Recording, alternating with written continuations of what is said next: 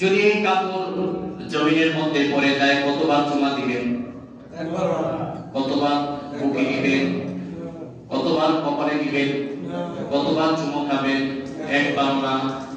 আপনার জামাটা অনেক দামি কাপড়ের জামা, কিন্তু এই দামি কাপড়ের জামা হওয়া সত্ত্বেও হয়তোবা বেশি থেকে বেশি এতটুকুই জামাটা পড়ে গেছে, আপনি একটু নাড়া দিতে পারেন, ঝাড়া দিতে পারেন, এতটুকুই ঝাড়া দিয়ে আলমারিতে রেখে দিবেন, এতটুকুই হতে পারে।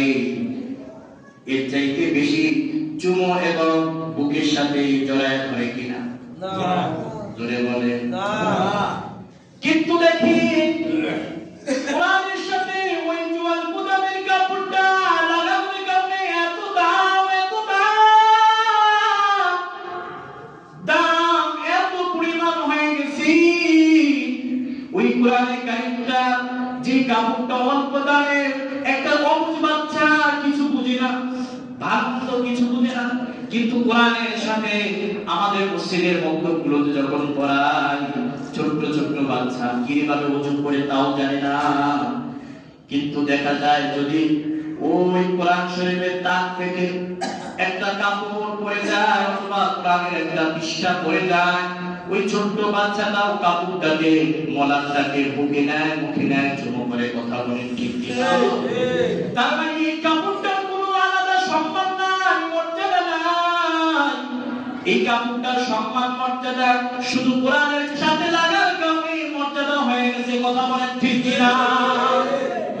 এজন্য মুহতারাম হাজির, এই যে রাত্রটা বলছিলাম, এই রাতের বোঝার জন্য, শ্রেষ্ঠত্ব প্রমাণ করার জন্য শুধু একটা জিনিসই যথেষ্ট, সেটা হলো এই সূরার মধ্যে যে আল্লাহ বলেছেন এই রাতে আমি কোরআন নাযিল করেছি। এই রাতের সাথে কোরআন নাযিলের নজুলের কোরআনের সম্পর্ক থাকার কারণে এই রাতটাও দামি হয়ে গেছে, কথা বলেন ঠিক কিনা? এজন্য মুহতারাম হাজির, আমাদেরকে অবশ্যই এই কোরআনে কারিমের সাথে সম্পর্ক রাখতে হবে, কথা বলেন ঠিক কিনা? কারণ কোরআনের সাথে সম্পর্ক লাগার কারণে যদি একটা কাপড় দামি হয়ে যেতে পারে, যদি আপনার ঘরের মধ্যে, আপনার বাসার মধ্যে, আপনার মধ্যে কোরআনে কারিম থাকে, আপনার মর্যাদা সম্মান আল্লাহ বৃদ্ধি করে দিবে।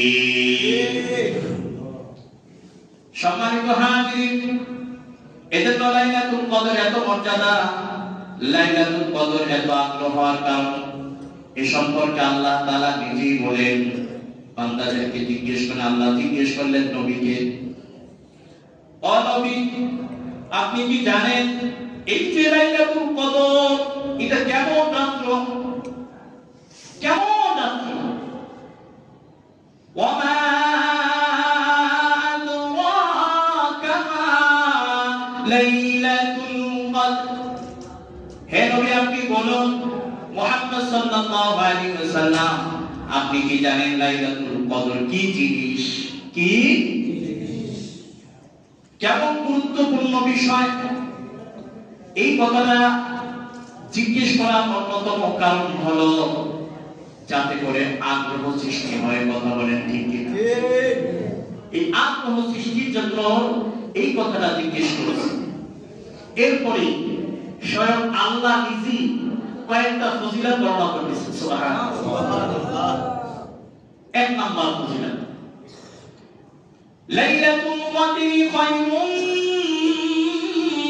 মিন আলফি শাহর। লাইলাতুল কদর হাজার মাস থেকে উত্তম, সুবহানাল্লাহ।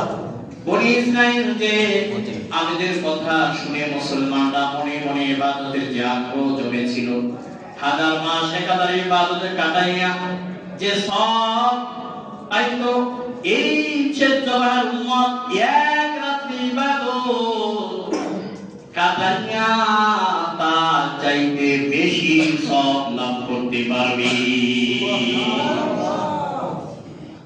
এবার বলে বেশি পরিমাণ কি জানা আছে? না। কন্যাকা না। কেউ জানেন? না। বেশি কত পরিমাণ এটা আমাদের জানা নাই। আল্লাহু আ'লাম। কি একমাত্র আল্লাহ জানেন। কি বেশি পরিমাণ এটা আল্লাহ। সম্মানিত হাজির, এর আসলে দ্বিতীয় বৈশিষ্ট্য, তিনটা বৈশিষ্ট্যের কথা বলছিলাম শুরুতে। দ্বিতীয় বৈশিষ্ট্য হলো তানাজ্জালুল মালাইকাতু ওয়ার রূহু ফিহা বিইذনি রাব্বিহিম মিন কুল্লি আমর। এই রাতে প্রত্যেক গুরুত্বপূর্ণ বিষয় নিয়ে ফেরেশতাগণ ও হযরত জিবরাইল আলাইহিস সালাতু ওয়াস সালাম তার পালনকর্তার নির্দেশ ক্রমে অবতীর্ণ হন। সুবহানাল্লাহ। গুরুত্বপূর্ণ কাজ বলে এখানে যে কথা বোঝানো হয়েছে সেটা হলো তাকদীর সংক্রান্ত বিষয় বোঝানো হয়েছে। যে জিবরাইল আলাইহিস সালাতু ওয়াস সালামের নেতৃত্বে ফেরেশতারা জমিনে আগমন করেন কি কাজ নিয়ে, সেটা হলো তাকদীর। অর্থাৎ এই রাতে পরবর্তী 1 বছরে অবধারিত বিধিলিপি ব্যবস্থাপক ও প্রয়োগকারী ফেরেশতাগণ এর কাছে হস্তান্তর করা হয়। এতে প্রত্যেক মানুষের এর মধ্যে বয়স, মৃত্যু, রিজিক, বৃষ্টি ইত্যাদি কি পরিমাণ এই রাতে নির্দিষ্ট করেন ফেরেশতাগণ। সুবহানাল্লাহ। এবং লিখে। সুবহানাল্লাহ।